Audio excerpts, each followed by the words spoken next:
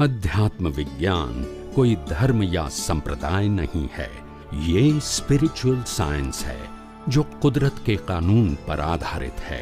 ये विज्ञान पूरे ब्रह्मांड के सभी रहस्यों को उजागर करता है और जीवन के सभी पहलुओं को समझने के लिए एक नई दृष्टि देता है। इसी को आर्ट ऑफ विजन कहते हैं, दुनिया को देखने की एक नई दृष्टि, जो अध्यात्म विज्ञानी परम पूज्य स्वामी श्री कमलेशानंद जी के निर्देशन में सनातन सत्य का अनुसंधान कर हमारे जीवन को प्रकाशित करे। जय सच्चिदानंद। આપણે કોણ હતું એક મહાવીર ભગવાનને કયા કોણ હતું એ મને એક્ઝેક્ટલી યાદ નથી પૂછ્યું ગૌતમ ઋષિએ માર્ગ કે હમણાં એમ કે સાધના માતા કે આમની ગતિ જો હમણાં જો આમનું મૃત્યુ થાય તો આ ક્યાં જાય? તો મહાવીર ભગવાને કીધું અત્યારના એ નર્ક ગતિમાં જાય. પછી 5 મિનિટ પછી પૂછ્યું તો કે અત્યારના જો એમનું મૃત્યુ થાય તો એ ક્યાં જાય? તો કે દેવગતિમાં જાય. અને પછી 5 મિનિટ પછી પૂછ્યું કે અત્યારના જો થાય તો ક્યાં જાય? તો કે હમણાં મોક્ષે જાય. તો 5 મિનિટની અંદર નરગતિ જાય, 5 મિનિટમાં દેવગતિ થઈ જાય. એ કોને પૂછ્યું? તો એ શ્રેણિક મહારાજે મહાવીરને પૂછેલું. મહાવીરને પૂછેલું શ્રેણિક મહારાજ કોણ સાધના અને પ્રસન્નચંદ્ર મુનિ. એમને બધું રાજપાટ ત્યાં બધું છોડી દઈને આવ્યા. પછી રાજપાટ પર મોકલાયો હતો અને કોઈ એને સમાચાર આપ્યા બહુ લડાઈ ચાલે છે તારો દીકરો, એવું બધું કઈક સ્ટોરી છે જૈન સમાજમાં છે. હા, અને એને આવું કરે છે અને ત્યારે બધું કે એવો ભાવ હતા કે હમણાં જાય તો કે નરગતિમાં જાય. અને પછી કહેવા તો દો, એટલે હવે તમે સમજાવો એમ.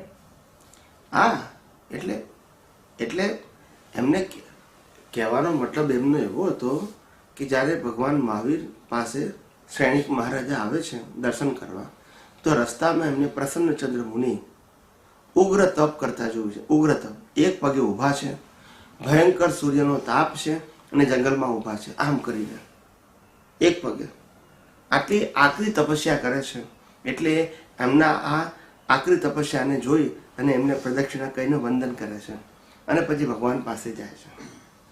ભગવાન પાસે જઈ અને ભગવાનને પ્રશ્ન પૂછે છે કે હે ભગવાન, હું હમણાં જે મુનિને મળીને આવ્યો, એ મુનિ ઉત્કૃષ્ટ તપ કરે છે. કેવું કરે છે? એક પગ ઉપર ભયંકર ગરમીમાં એક પગે ઉભા છે અને હાથ આમ રાખ્યો છે, આવું તપ કરે છે. તો એમની કઈ ગતિ થશે? આવો પ્રશ્ન પૂછે છે. તો ભગવાન કહે છે કે અત્યારે જો એ એમનું મૃત્યુ થાય તો 7મી નરકે જાય. થોડી વાર પછી પૂછે છે કે ભગવાન અત્યારે જો મૃત્યુ થાય તો ક્યાં જાય? તો ભગવાન કહે છે દેવલોકમાં જાય. થોડી વાર થાય પછી પૂછે છે કે હવે અત્યારે મૃત્યુ થાય તો ક્યાં થાય?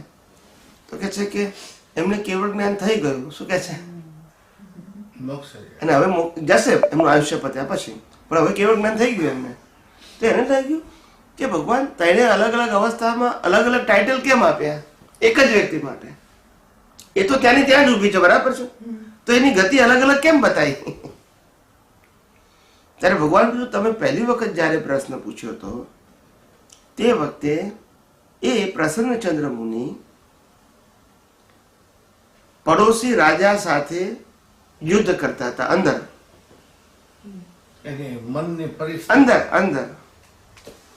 કરતા હતા, બહાર નહીં. કારણ કે એને સંદેશો મળ્યો હતો સૈનિકો દ્વારા કે પ્રસન્નચંદ્ર મુનિ ના રાજ્ય ઉપર આ પડોશી રાજ્ય ચઢાઈ કરવાના છે. શું કરવાના છે?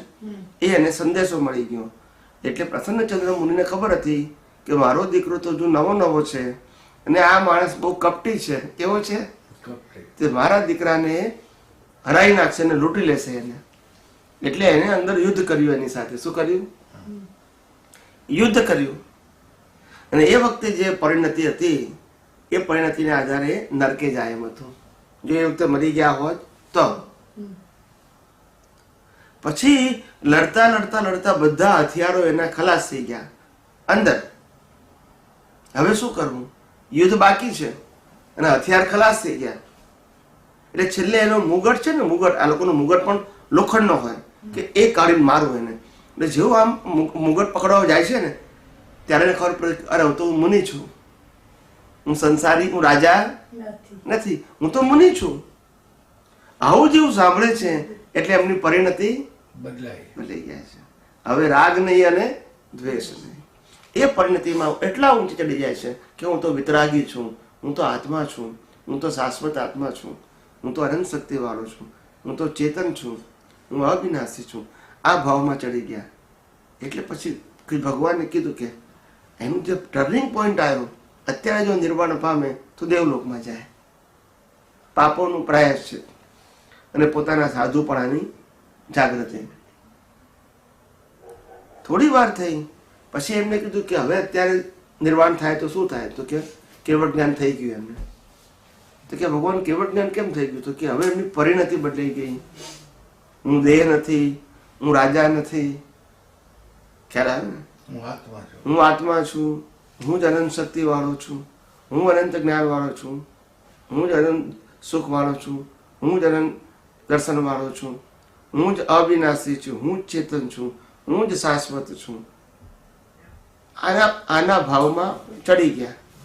છેલ્લે કેવળ જ્ઞાન થઈ ગયું. શું થઈ ગયું? એટલે સ્વામીજી આપણી આ પરિણીતિ ઉપર આપણું કાયમ વોચ હોવું જોઈએ કે આ પરિણીતિ આમ આપણે શું કહીએ છીએ કે જ્યારે આપણો એન્ડ ટાઈમ આવે તો આખી જિંદગીનું સરવૈયું હોય, એ સરવૈયા પ્રમાણે તમારી ગતિ થાય. બરાબર. તો આમાં તો એમને જે ઉગ્ર તપ કરે છે એમનો હવે જે બી આખા જિંદગીની જે આવતું હોય એ અને આ 5-5 મિનિટે જે આવ્યું તો એને કેમ સમજવાનું? આખી જિંદગીનું સરવૈયું કેવી રીતે કાઢવાનું અને આ પરિણિત એમ. એટલે ભગવાને એક વ્યક્તિની આંતરિક દશાને કારણે સ્ટેજીસ કહી. શું કહી? સ્ટેજીસ. દાખલા તરીકે ભગવાન મહાવીર જ્યારે જન્મ લીધો ત્યારે દુનિયાના લોકોએ કહ્યું કે આ એના માતા પિતાનો દીકરો છે. પછી ભણવા ગયા ત્યારે લોકોએ કીધું કે આ તો વિદ્યાર્થી છે. ભણવા ગયા પછી લગ્ન કર્યા ત્યારે લોકોએ કીધું કે આ એમના હસબન્ડ છે. પછી એમને બાળકી થઈ ત્યારે એમને કીધું કે આ એમનો દીકરો છે, એમના પિતા છે. માણસની પરિણતિ બધી બદલાયા કરે. જેમ અવસ્થાઓ બદલાય, આ સ્થૂળ અવસ્થા છે, એવી અંદર સૂક્ષ્મ પરિણતિ બદલાય. એ પરિણતિને આધારે એના કર્મ બંધાય ને કર્મને આધારે એની ગતિ થાય. એ અહીંયા બતાવવામાં આવે છે. એટલે પ્રસન્નચંદ્ર મુનિને તો કેવળ જ્ઞાન નક્કી જ હતું, પણ આ પ્રસન્નચંદ્ર મુનિનો ઉદય હતો. આ પરિણતિ એ પુરુષાર્થ નતો, ઉદય હતો. પણ ભગવાને એટલા માટે એક્સપ્લેન કર્યું કે આવી પરિણતિ હોય તો આવી ગતિ થાય.